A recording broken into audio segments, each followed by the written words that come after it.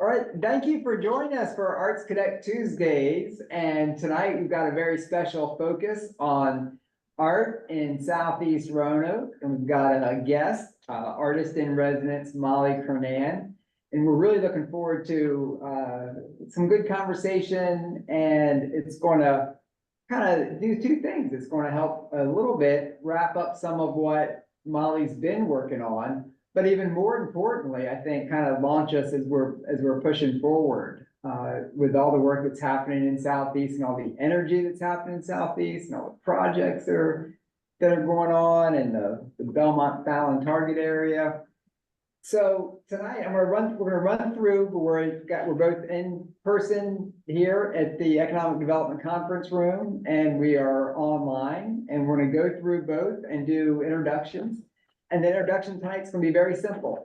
It can be your name and just an affiliation or organization or how you want to identify tonight, and something you love about Southeast Roanoke. How's that? And you know what? There is no better way to start than the lady who just gave us the thumbs up. Sunny, let's start with you. Hello, Sunny Pervians. I work with the iHeart Southeast organization, and what I love about Southeast is my neighbors. And we have a few Excellent. on here, Jessica, Molly. Or all right, you're gonna that was just a pass along to Jessica. Jessica, you get to go next. Hi, my name is Jessica Meeran. I moved to the Southeast area 6 months ago, and I started volunteering for iHeart Southeast.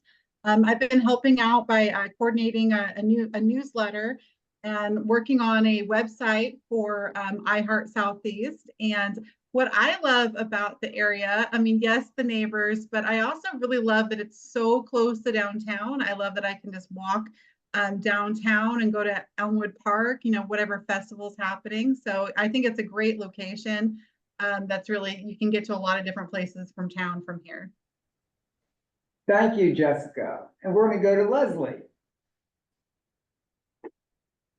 Hi, I'm Leslie Clark. I work with United Way of Roanoke Valley.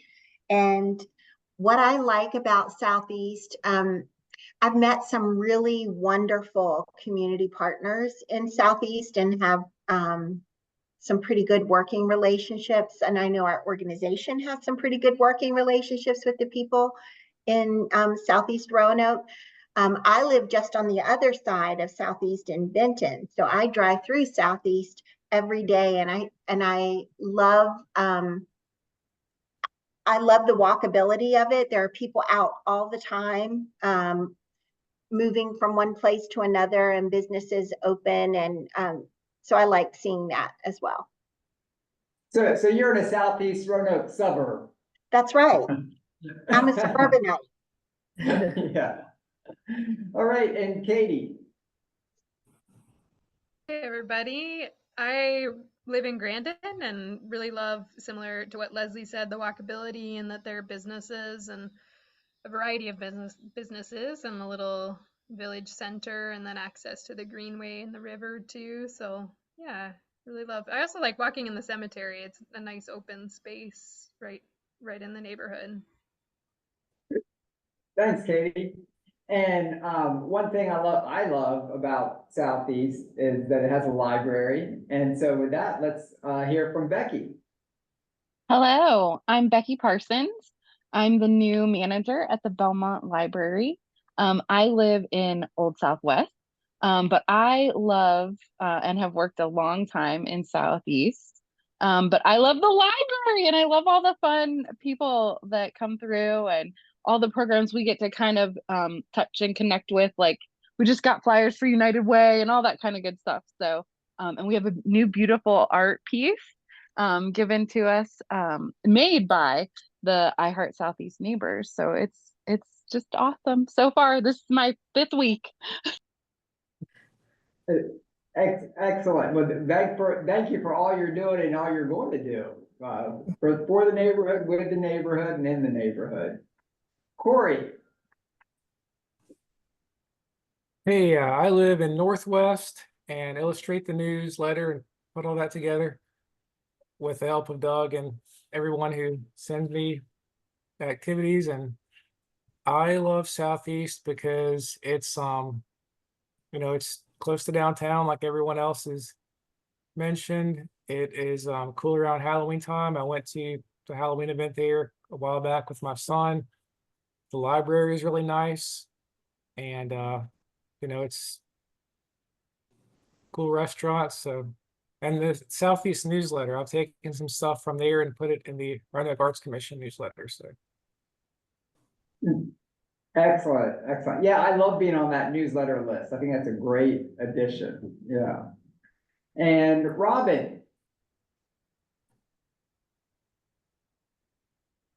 She was on earlier. Oh, there she is. Good evening, everybody. My name is Robin Mitchell. I am a third year, well, I guess it's technically, I guess, third year artist in residence. My neighborhood is Northwest Roanoke. I am a Northwest native. I've lived here all my life, except when I went off to college.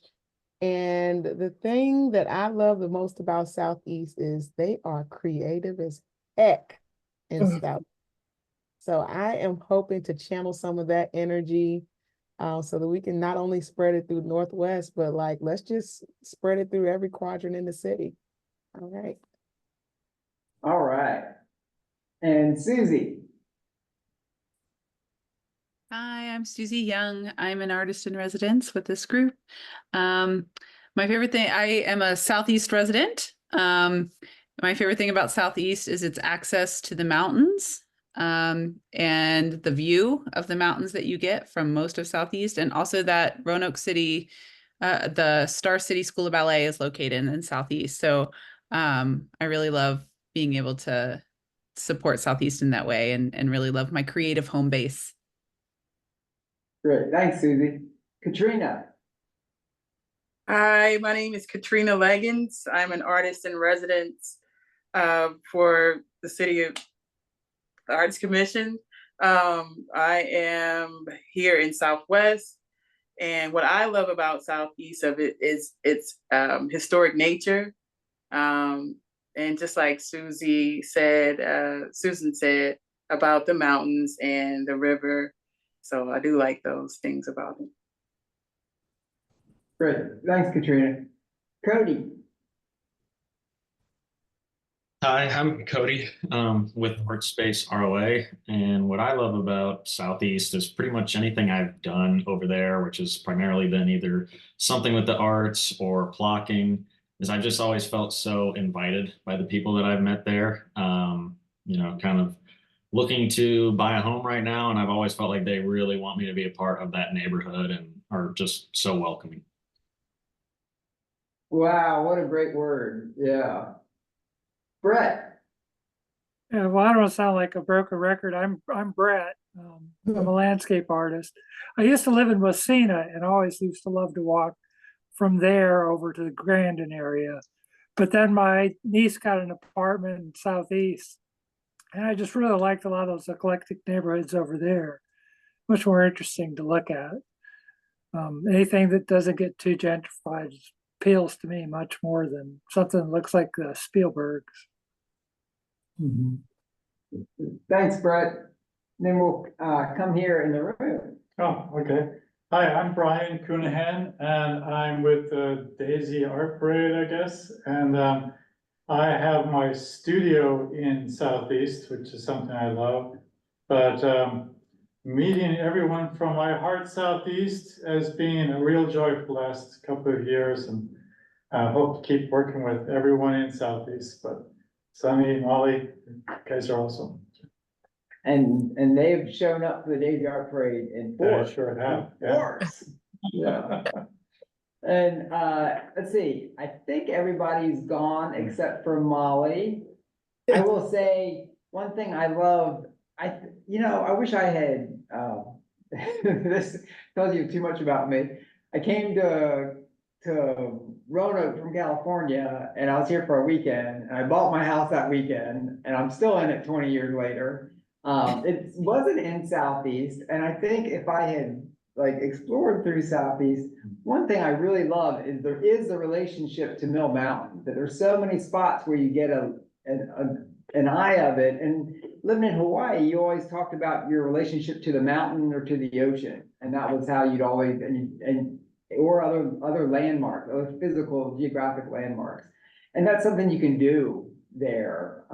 You always kind of, or I feel like a lot of times you have that presence of it. So I do like Southeast. And I love the energy and what's happening there. And so let's talk a little bit about what's been happening there. And what we'll do is we'll let Molly lead us through a conversation on one particular project she's doing. Then we'll go a little bit broader. And I think, what would be great is even weaving in things we're learning. I already felt that happening at the very beginning before we turned on the recording. Could already feel like lessons that we're learning and sharing across neighborhoods as well. So Molly, let me just turn it over to you. Okay, well, you guys summed up everything I love about Southeast, like everything was included.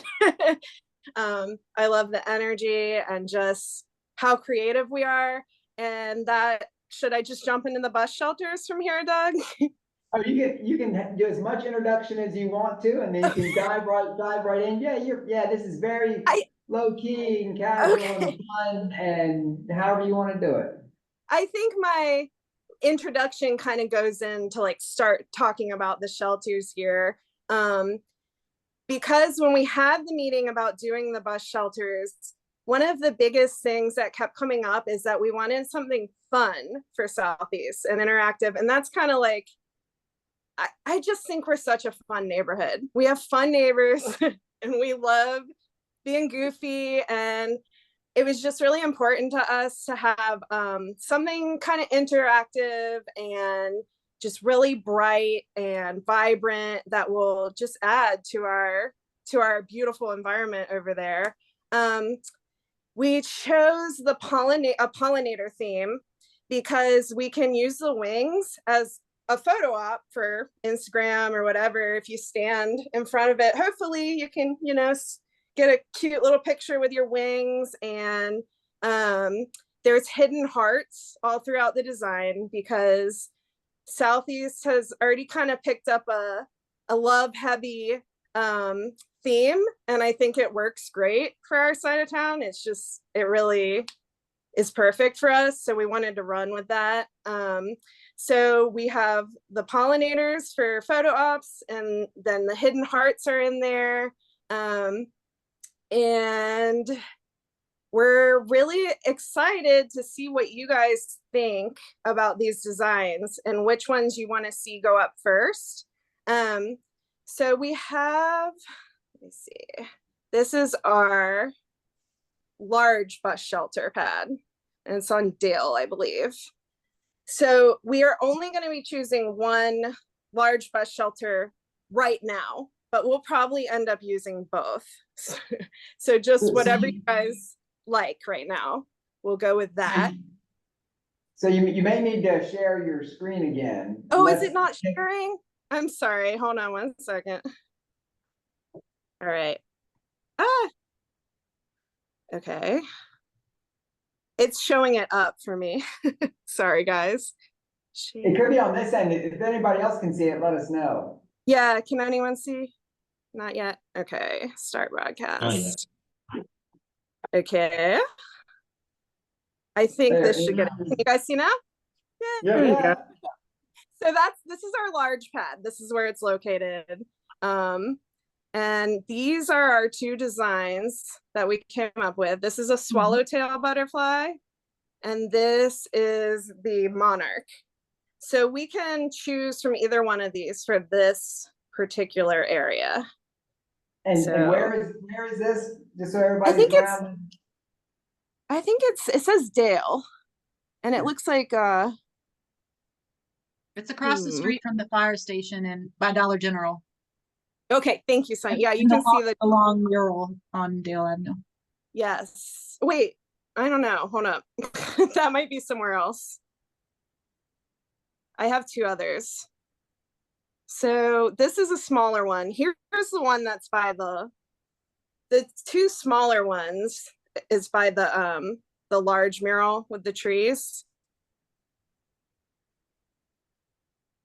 Is that making sense?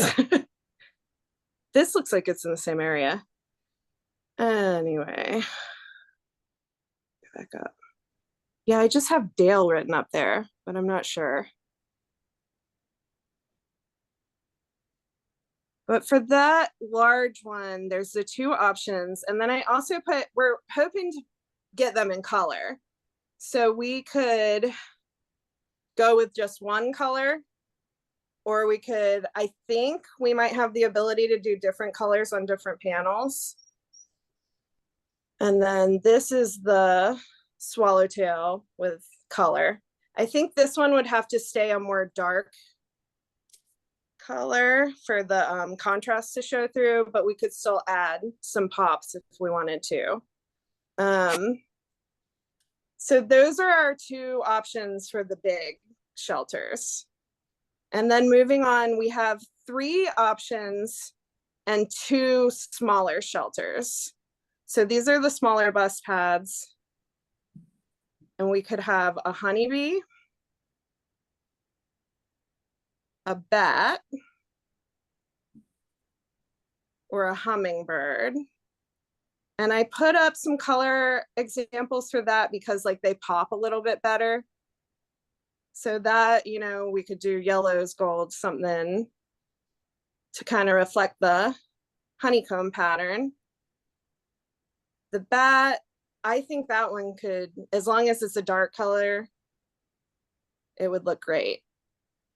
Hummingbird looks a lot better in color, but I think it would have to stick in the greens. So what we want to know from everybody is which ones do you want to see go up first around these areas?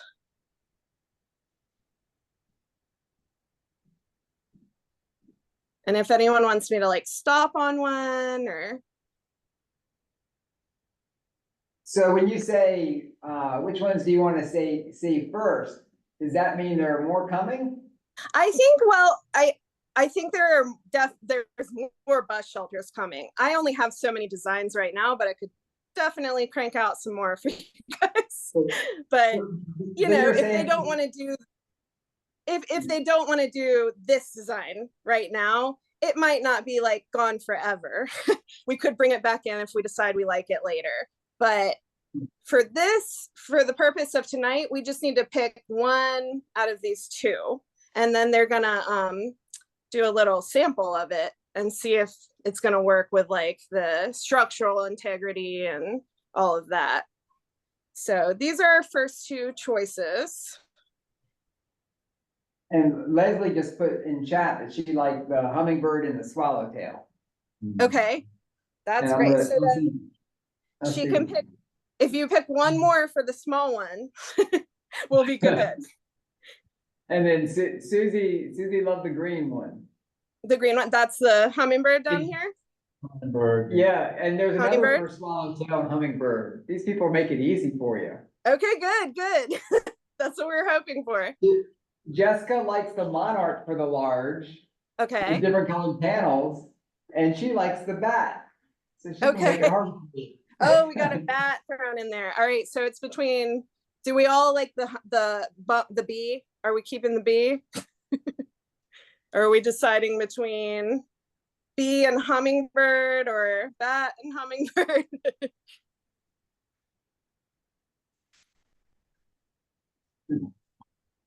That's the rendering in black. Here's the bat in a couple colors. And here's the bee again.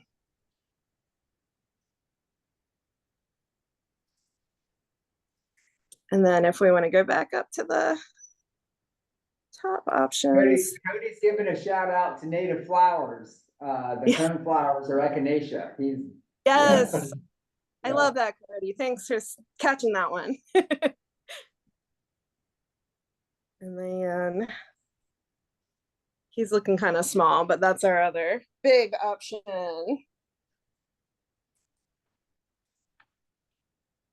And yeah, I think Andrea Garland couldn't be on tonight. she's with Ride Solutions, and she's the Yeah. one kind of getting the paths, identifying the locations. And I think when we were on the call with her the other day, she counted 7 more bus shelters lined up for Southeast, Great. which is fantastic. Yeah. Because Yeah. and Yeah. I want to say the reason why we've been doing started doing the panels is that we don't have to slow down the process to make them artistic. The fabricator's right here in town. It's Renaissance contract lighting and furniture.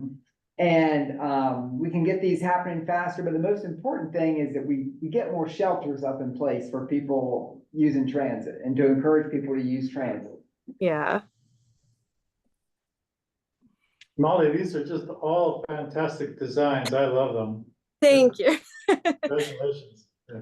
Thank you so much. I had a lot of fun with this. I was kind of nervous for some reason, but then it was like, once I started working, I was like, oh, okay, yeah, this is a fit. So I think, are we leaning more towards Monarch for the first one? Because we like the color schemes on that, or do we like the swallowtail? Susie says you can't make a wrong choice. Okay. Am I making the call then? Can you tell us about the bumblebee? Is that Yeah. human height? So it looks like the wings come out of your back? I tried to make them, like I took the calculations of the height on these. I think they're about 6 feet. So like most people standing in front, you might need someone to kind of hike you up or squat down or something, depending on who you are, but they should be right around the height that you could stand there and get a fun picture. Yeah. Or tell the kids to count the hearts in there if they're bored. And yeah, all the wings, if you look at them, they have like the hearts worked into them. Even our bat up here. Yeah.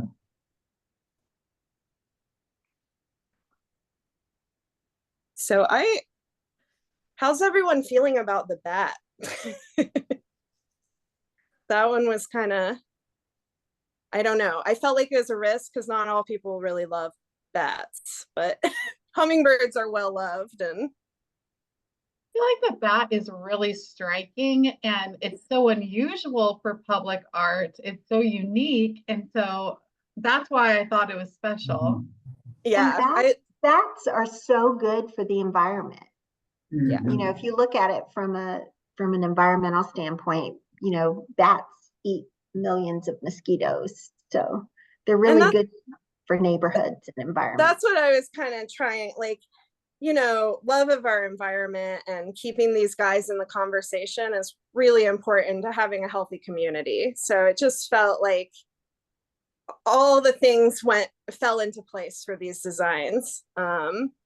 And it's just a little symbolic, you know, it's a little symbolic to me too. If you look at the bat, you think, oh, you know, nobody likes the bat. You know, there are people that are excluded in our neighborhoods too, but have really wonderful qualities. So it's kind of symbolic that way. That's a wonderful point. I love that.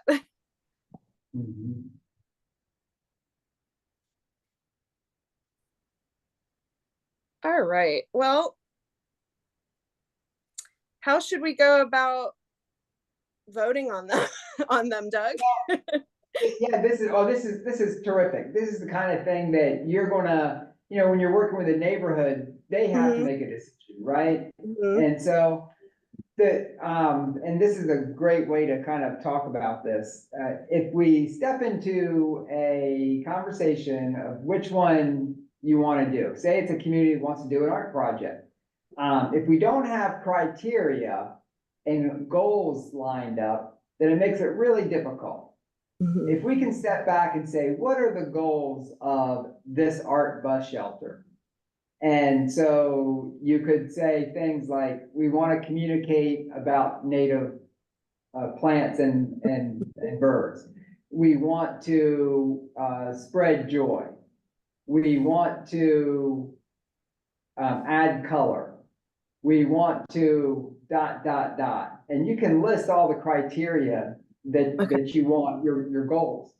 And then once you have that listed, it's one of my favorite things to do is to put it up on the wall, especially if you're meeting more than once around it. And you come back to it, and sometimes you don't even have to say anything, you just walk back over and you put your hand on it. And it just reminds everybody why you're doing what you're doing. And then you can go through and you can say, you can be very formal about it if you want to. You can say, okay, well, here's the hummingbird.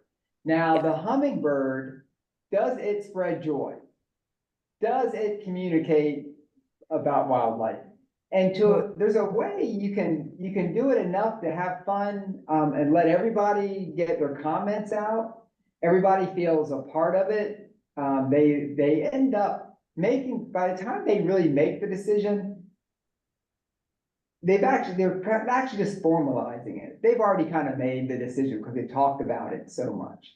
So sometimes it's really good to add a little complexity to it, to add layers, and to the point where you think, oh my gosh, it is a bus shelter, okay? We can do 8 more of them. So it's not a life and death situation, but it is important to have a process in making the decision, to go through that process, make the decision. Everybody feels that they were a part of it. And by the time you don't even have to take a vote, because you feel eventually that you've reached some consensus. And consensus really means that we have all had a chance to express our voices. We've all heard everyone else's voices and opinions in it. We're willing to live with the outcome. And when we leave the room, we are willing to advocate for the outcome. So we are actively going to do it. It doesn't matter if, I had my heart set on the hummingbird, but you know what? We went through this process. I said what I felt. Everybody else said what they felt. And so that timing, is really important. And we're not, you've got to acknowledge who's in the room too. So we're like artist heavy because this is the arts conversation. We're sharing the information with the neighborhood. We're getting input, but we don't have a lot of neighborhood people here tonight. Yeah. So, but we do want to advance and move forward. Now, the great thing is that we've got so many other shelters. We could say, well, we want to really think about the location and which one's a good fit. Is there a reason why the hummingbird would be better on Dale Avenue? Is there a reason why the bat would be better at that location? And I know I'm probably mixing up the sizes, and you've got limitations on one's a large shelter and the other is small. Yeah. But really, I feel like they've got a lot of confidence right now in our artist. That everybody's like, wow, she's really putting some thought into it. She wants to go the next step and mock it up and make the decision. I think we're all great with it. Okay. So one thing, and one tool we can use at this point where you feel like, oh, I don't know that we got any, we got lots of good comments in there. I don't think I'm trying to scroll and read them. People, if someone felt something coming through in the comments and they were watching them closely, let me ask now. I can ask for someone to summarize what they see coming out of the comments, to make sure we're getting those pulled in, because you can't do everything. Yeah. But one thing we could do at this point, we could say, is there any reason why we wouldn't use one of these shelters? And that's called a negative poll. So you put it out there, and it's like forever hold your peace in a way. Yeah. But is there any reason why we wouldn't use one of these? And we're just asking the question in a different way, and that might bring a different kind of information. And someone then might say, you know what, the hummingbird in another culture is a symbol of something else that someone's going to read it differently. So you do want to ask those kind of questions to pull that out. But let's ask that question. Is there any reason, knowing that we're going to have more bus shelters coming, knowing that Molly's unlimitedly creative and she can come up with a whole lot more of these as well. Is there any reason why we wouldn't use are there any of these that we would not use that you think we shouldn't use in this round? And so somebody might offer one. Yeah, Is please. there anyone, yeah, is there anyone that you wouldn't want to, and Molly kind of started us off on this track. Is there any one of these that you wouldn't want to use in the first round when you're first introducing it to the community?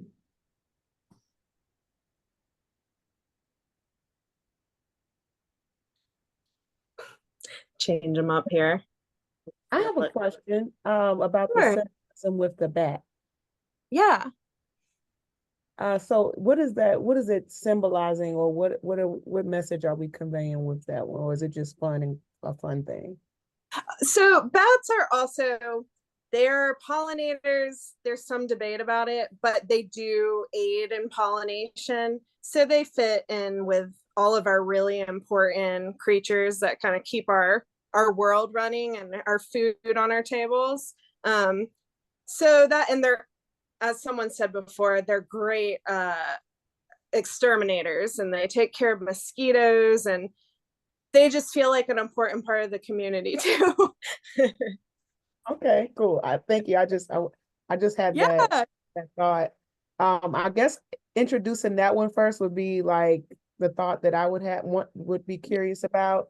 If you were introducing it, and I'm always thinking seasonality. If you were introducing it around like Halloween, it would probably hit different, as a first intro.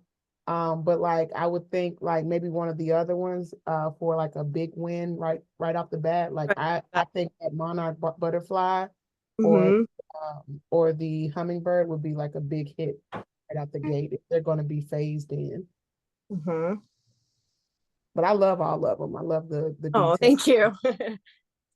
No, that's really helpful too. That is a good thought. Like, would it be out of place because people associate it with maybe Halloween only?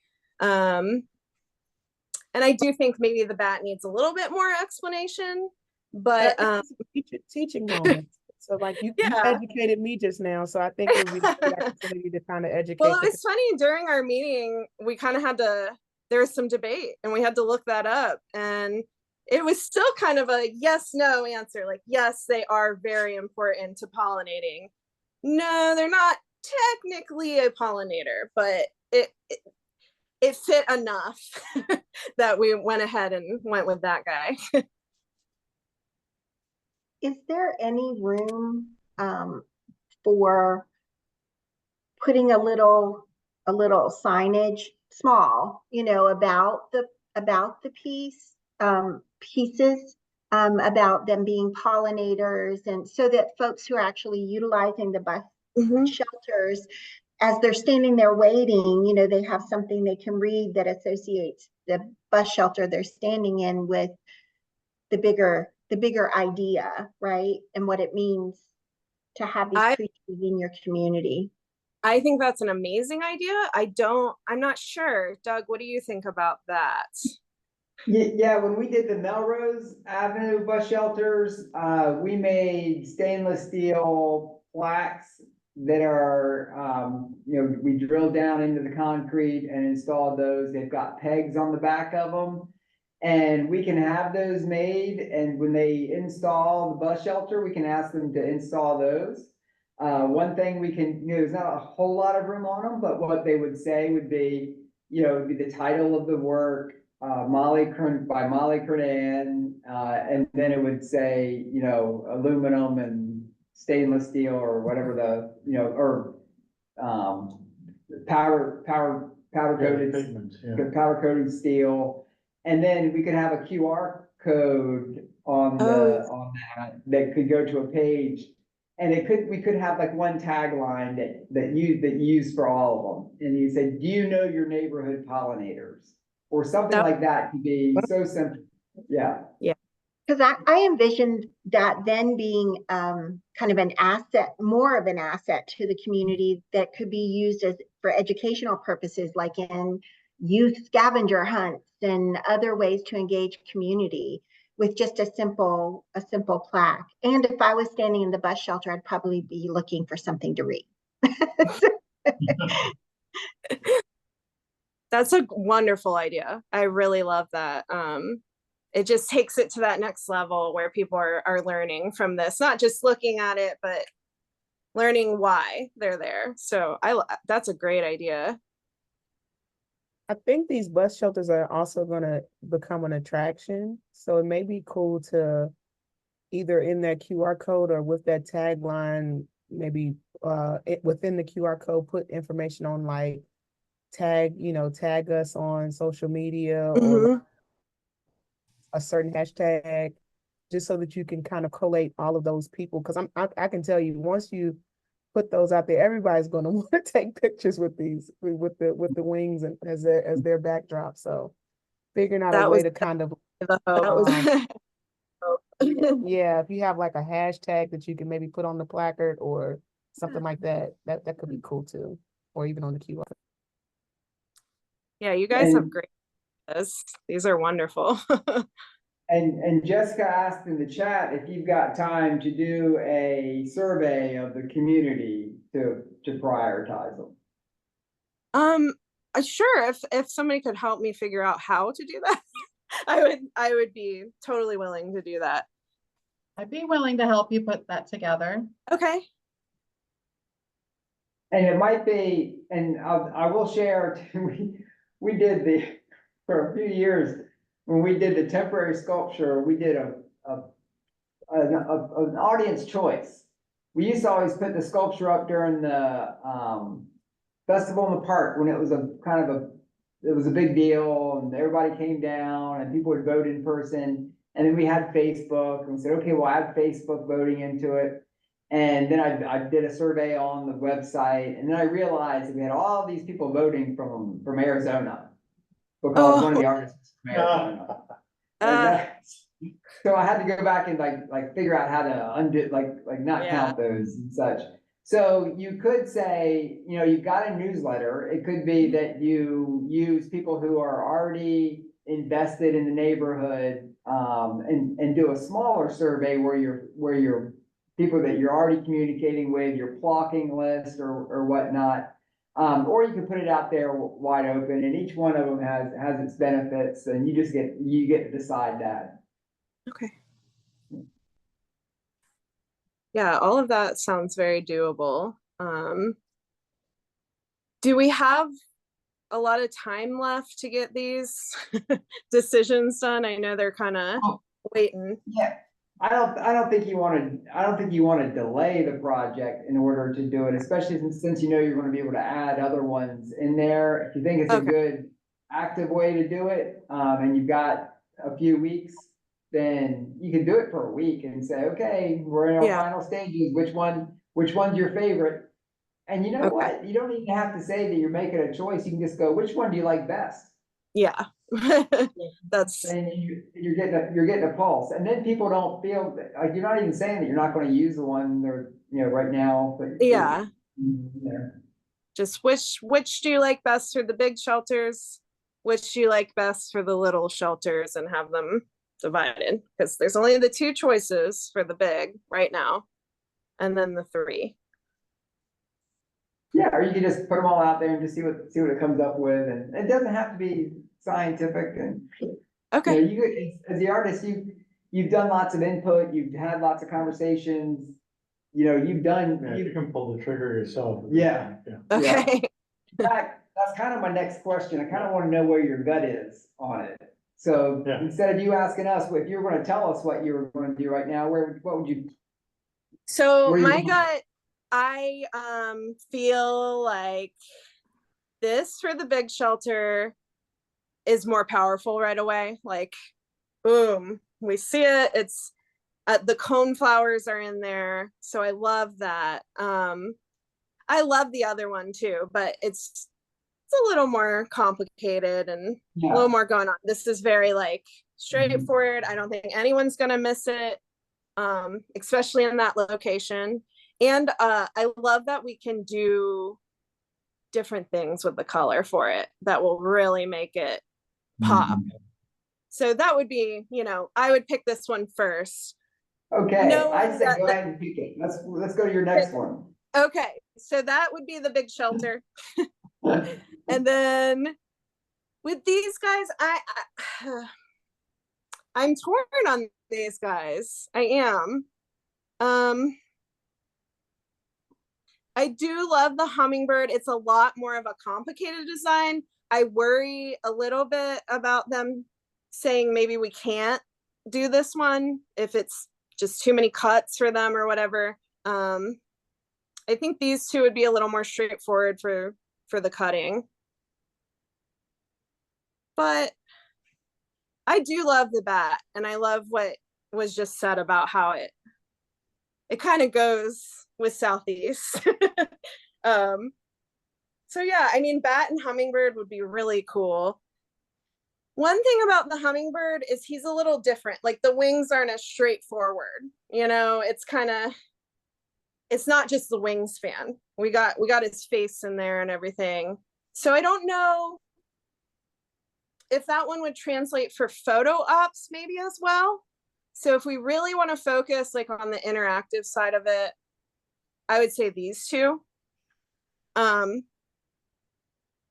you know, there's still the option. You got the wings, you can still stand there and take a cute pic. So that would be my only reasoning, is these are more like, you go right in the middle.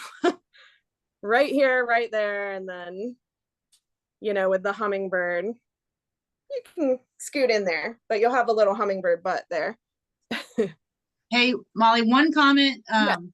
The stop on 6th Street Mhm. is gonna get a lot, there's a lot of traffic that stops there every day because it's backed up Okay. going downtown. So that one's gonna get a lot of stop traffic viewing it. Okay. And then the one that's on the fire station side of the one So where the that would, wheelchair there, that one's oh, the let one me with get the back to it. wheelchair. This That one, one's that's getting traffic blowing by it.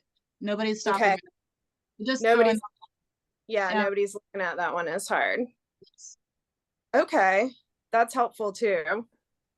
So what do we feel about that, everybody? with some of them being more like you can stop and take pictures. So maybe, you know, the hummingbird would work with the one where people are flying by, because you're not really gonna be stopping for the photo op as much.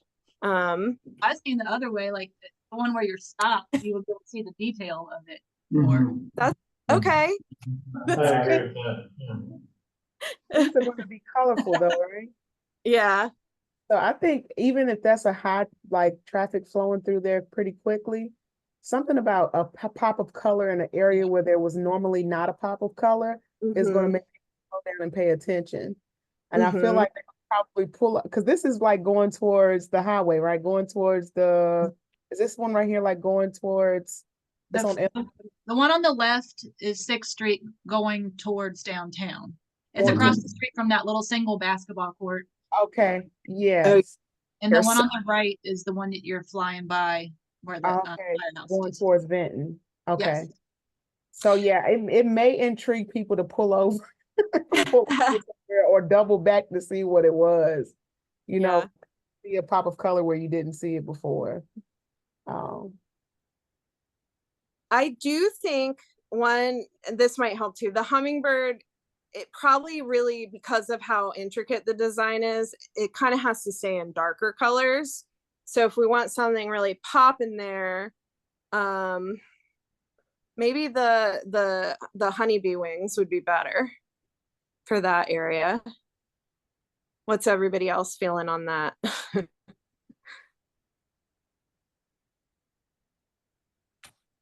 This one. Not to, you know, examine it to death, but I wonder, that pad, I wonder if the background behind it, the one at the fire station, is like where it's situated, because the firehouse has like this beige wall. So I don't know if you're looking through the yellow, if you'll be looking right at that beige wall or not. I'm not exactly sure where it's. Is the firehouse the big, the large pad? Is that this one? No, that is the one at Dollar General, on the Dollar General. So it's across the street from the firehouse. Okay. Yeah, I could see that being maybe problematic. We could change the colors, like that could end up being orange. It doesn't have to be yellow either. And I don't know, I would think, go ahead. Sorry. Well, one thing you can do is, you know, go back to the site, spend time on it, take pictures and mock it up Okay. one more time with the color. And if you need help doing it, we can, you know, we can do a PNG with the background out of it and just the design, and you can almost get the feel of it. Okay. But and then I think you've got good input and you can make the decision. Okay. I can do that. Alrighty.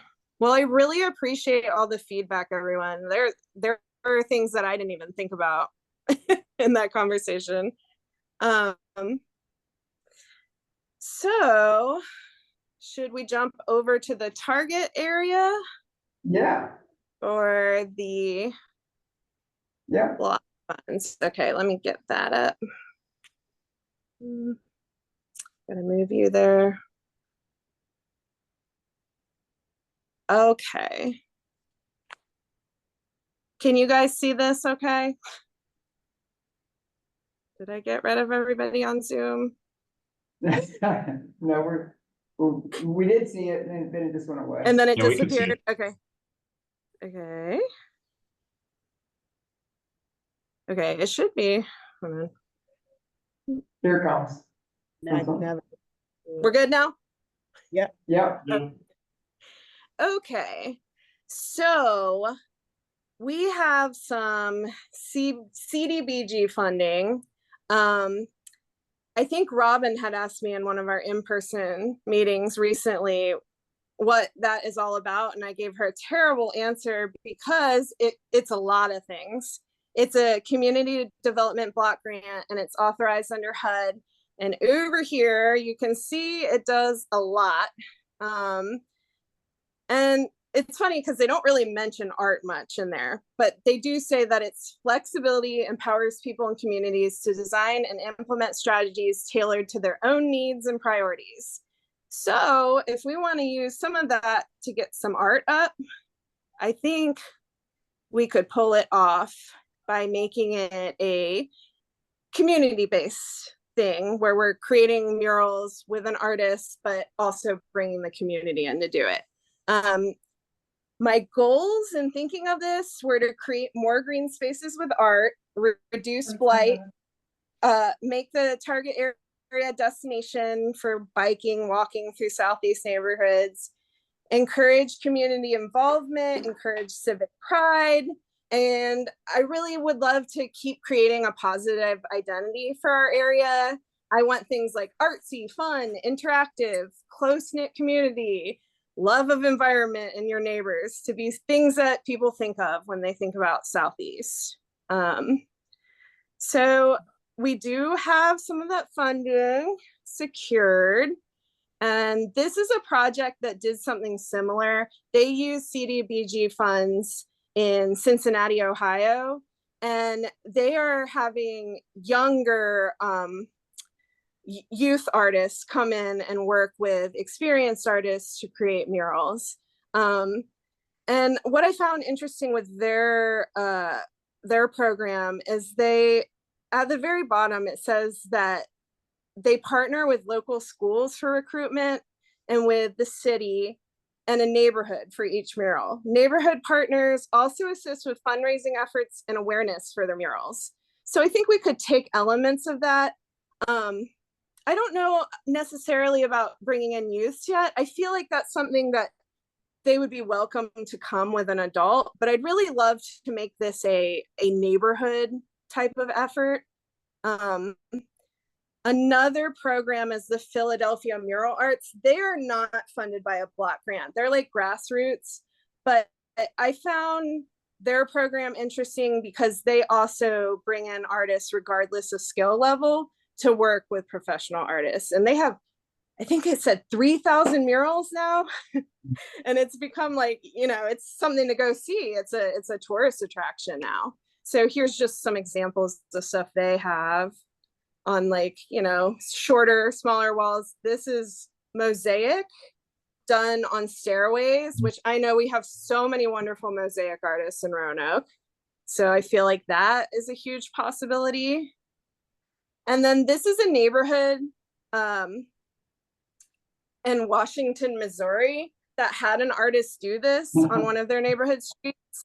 And it's just, it got incredible results. So like, here's like a garage that somebody had made into a beautiful piece of art. Just, you know, a shed. And this is what I was looking at. We walked through, I think it was Mountain Avenue and Elm. I walked with Sunny and I took pictures, and there are just so many retaining walls, stairways, sheds, fences, and it's just canvas, canvas, canvas. If anyone would be interested in doing that, I just think it would make the neighborhood such a special place. And so I was looking at community involvement. I did the mural on 9th with the sunflowers, and there was a lot of community involvement that made that happen with iHeart Southeast and Habitat. So sorry, Sunny, for sharing a picture, but there you are. This is everybody just painting the wall, you know, getting it one color, looking nice for canvas, and then we really got started. And it was a great experience, and it was very informal. This time I would love to like have signups and ways to make this so that we're keeping track of it and not just saying, hey, come on out here today.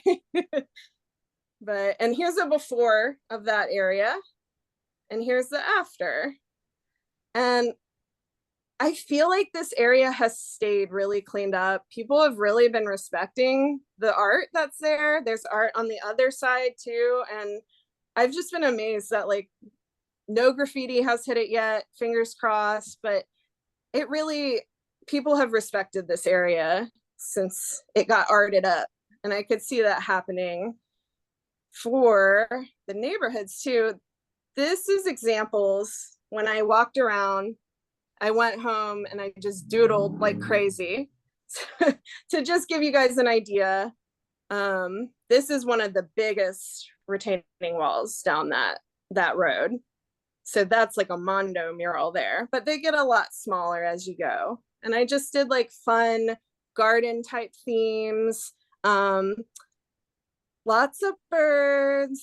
I put in like native snails, more pollinators to kind of keep our theme going. But I would love for neighbors to just say like, I love cats, and we can make, we can run with that and still make it like a gardeny theme. And like the stairways give so much more, just really dynamic stuff that we can paint on here. I just had so much fun. If you guys can't tell, I had a lot of fun doodling and just thinking of what these things could look like.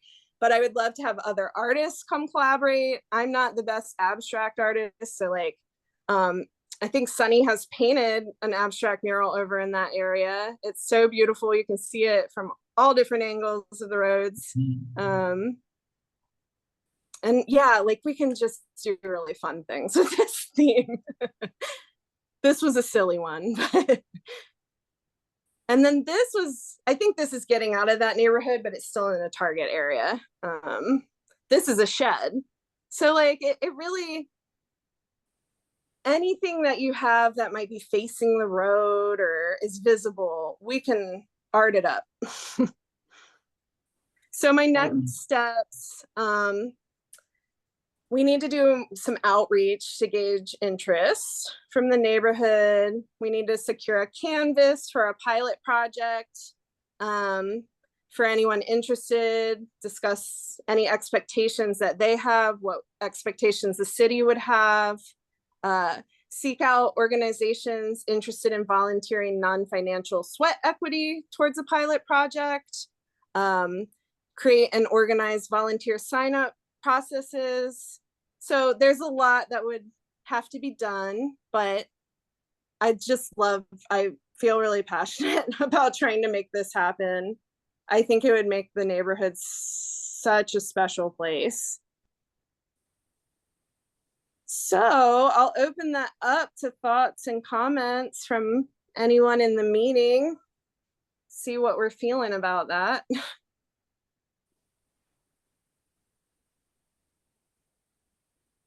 I think it's beautiful, Molly. And one of my thoughts is if you are needing like volunteer coordination, I'll certainly take this project back to United Way. You know, we're fairly good at organizing volunteers, and so if if that's something that we have the capacity to take on to help with the project, I can see that as kind of an immediate, that's my first thought as a way that we could help, might be to help coordinate some of the volunteer efforts. That's great, because that's kind of where I'm like, okay, what next, you know? So I'm happy to take this back to you, and I'll get your information Yeah. and connect with you via email and I'll see what my powers that be say about Yes, our please capacity spread to the help with word. that. That would be great. Is And there I a know, timeline for this project, Molly? you know, it's so much in its infancy right now. Not really yet. Doug, do you have anything input on that? Well, you know, it's attached to that target area, the work that's happening. And one thing that we really saw, in Melrose when, Dan Keel did those first couple of bus shelters, you know, they spent a good amount of money in the infrastructure, right? And making the street and the sidewalk, the street furniture, the lamppost, the new street trees. I mean, it looks really good over there when you drive that section. But the thing that people grabbed hold of was the art, because people saw themselves in it, literally saw themselves in it. And I think that's the power that the art can play in the project. And so it can happen at kind of any level, but the question is, when can it help advance the project the most? In all of these projects, and you watch it, there's that Gantt chart, right? Or there's a project chart where you know that you've got this happening, and there's a lag. And then something else happens, and then we gotta wait a few months. And then, oh, there's some construction starting. And so I think if you have a project like this and you plan it out, it can happen in a way that it helps us ride through those quieter periods and helps us build momentum. And so when you start looking at next steps, you know, I think a project like this, if it gets the neighborhood excited and people, if it gets the neighborhood excited, we'll find the money for it. The community development block grant, they are setting some aside for art. I don't see any reason why this doesn't fit the bill. If it's in there, if it's addressing blight. And I think it's going to be something that's contagious, where somebody sees it and they don't even need resources. They're going to do something on their property. So the question would be like, how do you get started? And that's something that would be a great conversation. You know, is it a block? Is there somebody on the block who is a leader? Like, how do you find those things out, and how do you encourage that? Is there one house and there's one that you see that's real big? Is the big one the one that you start with, that it spreads from? Is it a conversation with one property owner? Is it some questions? Is it some listening that you do first? And so I think that's kind of a fun and important conversation to have at this point. So, okay, if we think this is it, how do we start to engage people around it? Yeah. Sunny, are you still up for knocking on doors with me? Of course. Is that, yeah. Are we gonna just bother people with it, or? No, we're gonna make their day. Yeah. And you know what made me so happy in that? And I don't even like cats, but it was that cat. And well, nothing against cats. I just don't, you know, nothing against cats. I take it back. But look at it. You know why? You said, oh, they love cats. I mean, right there, I'm learning something about my neighbor. So even asking that question, you know, what do you love? It Yes. could, you know, in the conversation could be a fun piece of it. And again, it's those goal statements that we talked about. What do you want this project to do? And it might be worth going back and finding a few things, and there'll be one of those statements that you go, oh, this is really the heart of it. You know, we're putting paint on the wall, but more importantly, we're connecting neighbors around things they care about, or Yeah. helping people learn about each other. Yeah. So, God, I think that's a lovely presentation. I think it was very well researched. Oh, thank you. I love the examples, and they rent that artsy alley. That was, Yeah, that was.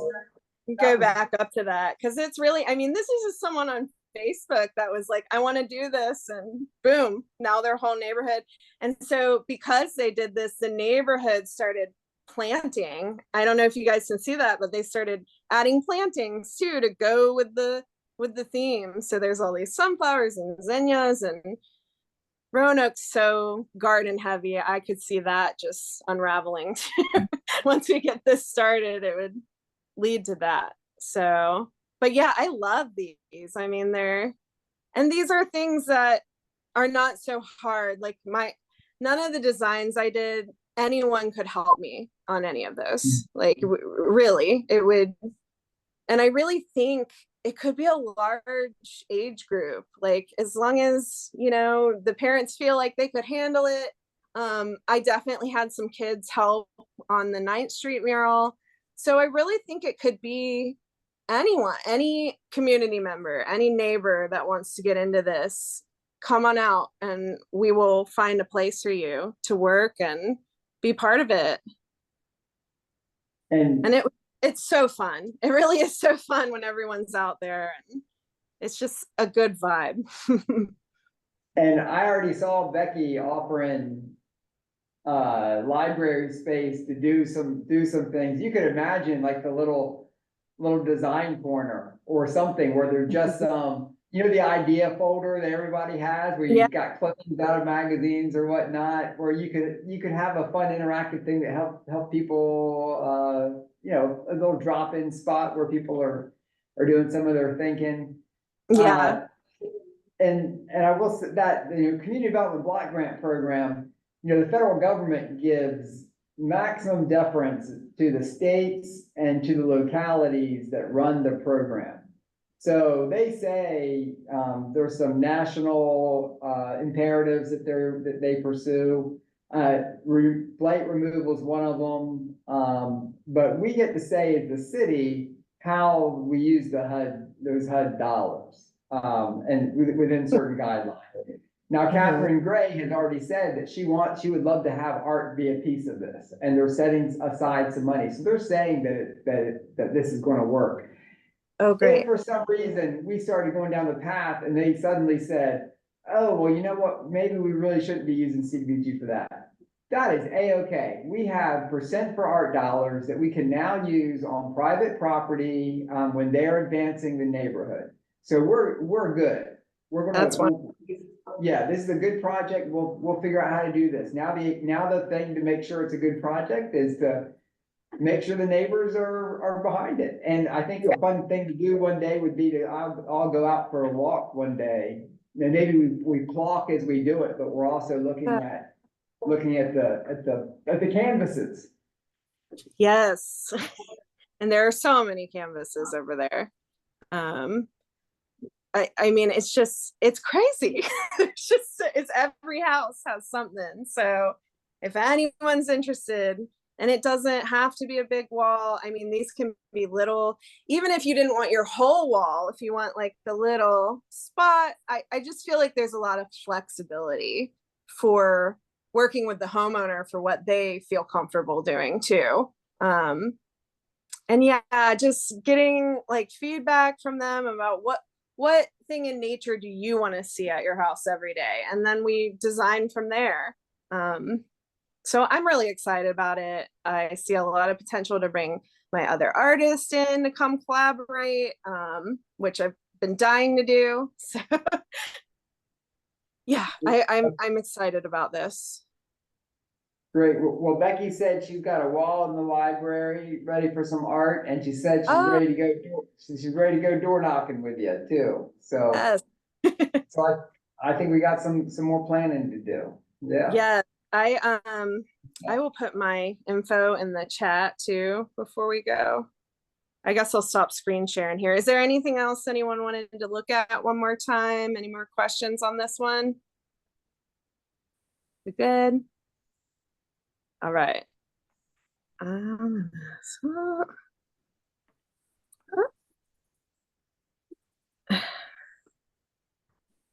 I think I can stop the share. Okay, there I am. Well, we want to give you a round of applause. Thank you guys. Excellent. And then today's the 13th. Next week on the 20th, there is a potluck that everybody's invited to at Mill Mountain Park from 6 to 8 o'clock. So come on out. And the information's in the newsletter. If you're not getting the newsletter, sign up at roanokearts.org/contact, and we'll get to the newsletter. Anything else tonight that we should be reminding people of?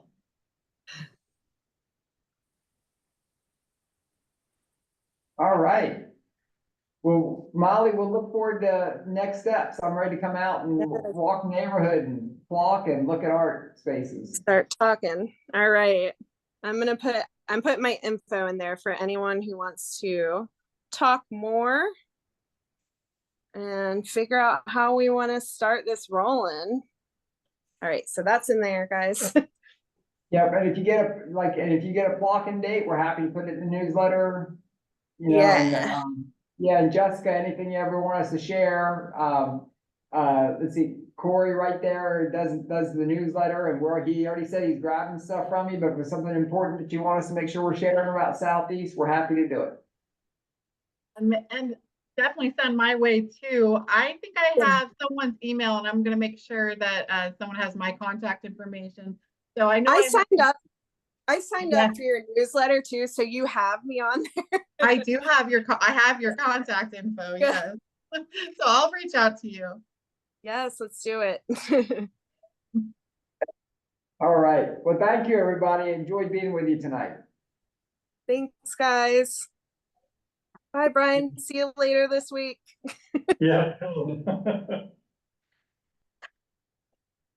Let's see.